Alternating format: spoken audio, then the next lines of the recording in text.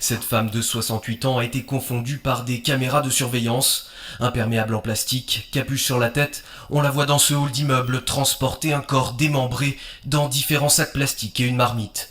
Les restes, un tronc, une jambe et un bras, sont découverts 3 jours plus tard aux abords d'un lac de Saint-Pétersbourg, ceux d'une voisine de 79 ans. Je veux vivre en prison. Je suis hantée par un maniaque qui vit là-haut. Il m'a forcé à tuer. Je n'ai nulle part où aller, je suis une personne âgée. Je vais mourir en prison et l'État va m'enterrer. À son domicile, les enquêteurs ont trouvé des traces de sang, une scie et surtout... À Krasnoïarsk, cité glaciale de Sibérie, vivait Olga Ivanova. Cette ville, connue pour ses hivers rigoureux et ses paysages enneigés, abritait une femme dont la réputation était aussi chaleureuse que le climat était froid. Une babouchka à l'air bienveillant, qui gâtait ses petits-enfants avec des douceurs et des histoires. Olga était une figure maternelle dans le quartier, toujours prête à offrir un sourire ou une friandise à ceux qui passaient en sa porte. Veuve depuis des années, elle occupait un modeste appartement, louant des chambres à de jeunes travailleurs venus tenter leur chance dans la grande ville. Son appartement, bien que simple, était toujours accueillant, avec des meubles confortables et une atmosphère chaleureuse. Personne ne soupçonnait l'horrible vérité cachée derrière son doux sourire et ses yeux bleus perçants.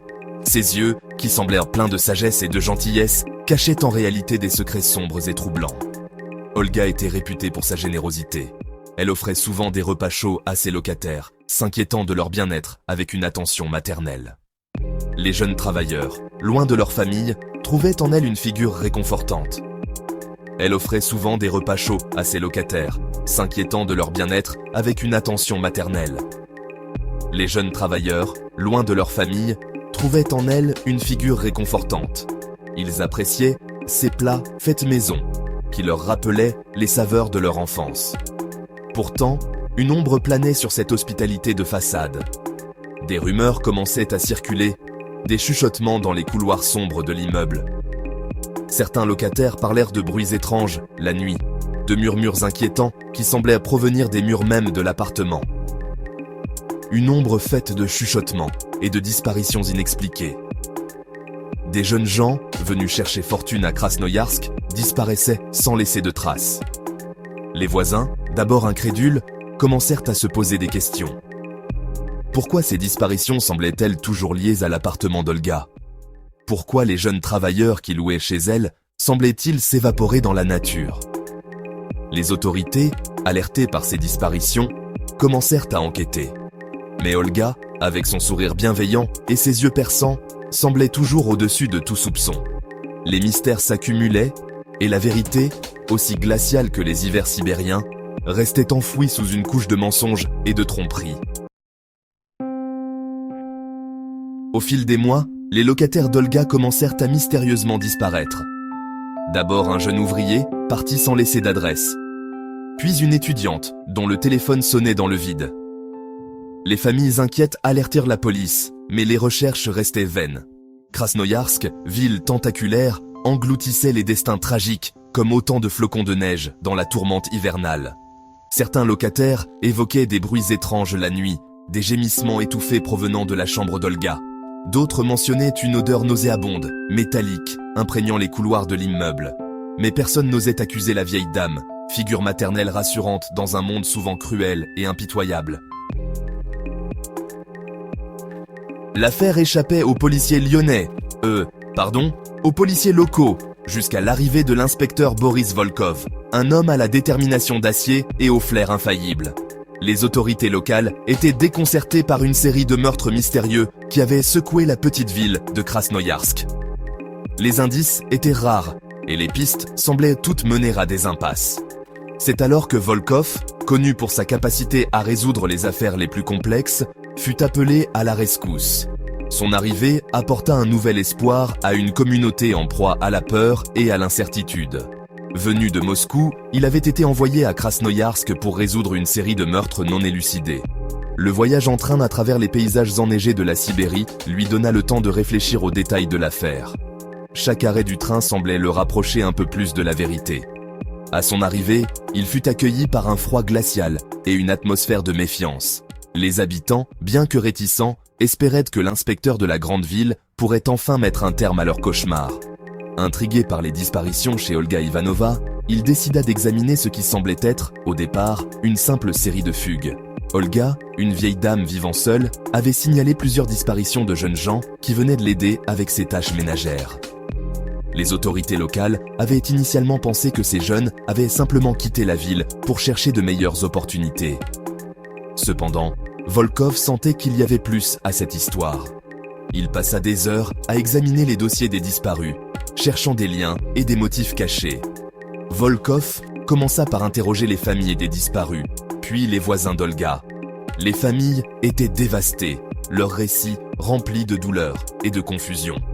Les voisins, quant à eux, avaient des histoires variées sur Olga, certains la décrivant comme une femme gentille et généreuse, tandis que d'autres la trouvaient étrange et secrète. Volkov prit des notes détaillées, cherchant des incohérences et des indices cachés dans les témoignages.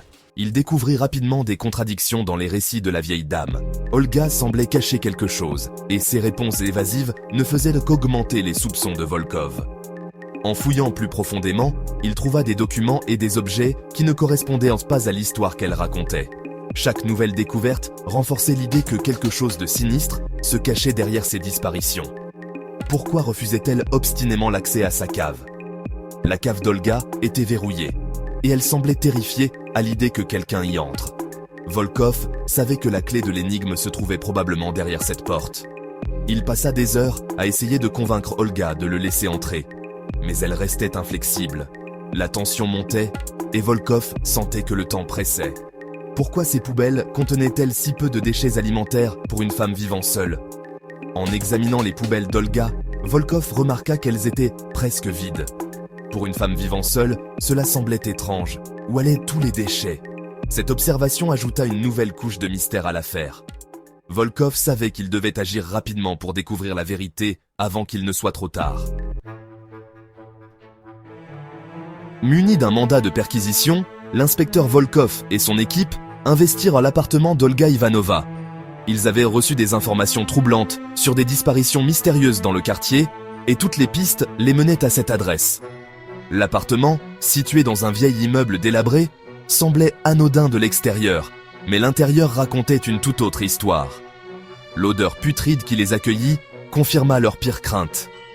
Dès qu'ils franchirent le seuil, une puanteur insupportable les envahit, les obligeant à couvrir leur nez.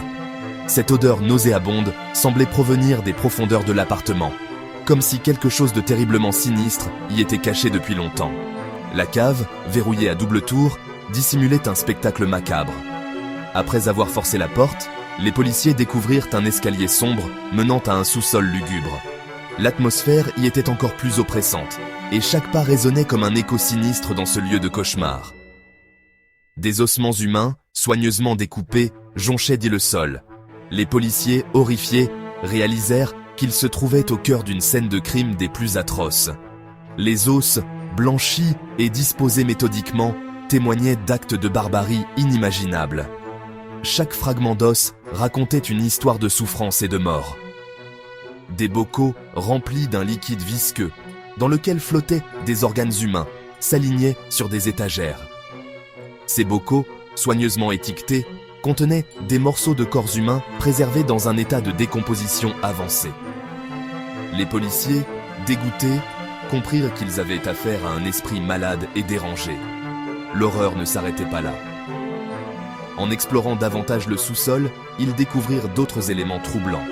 Des outils de dissection, des instruments chirurgicaux rouillés et des traces de sang séché sur les murs et le sol. Chaque découverte ajoutait une nouvelle couche d'horreur à ce tableau déjà insoutenable. Dans le congélateur d'Olga, les policiers découvrirent des paquets de viande hachée, à l'aspect suspect.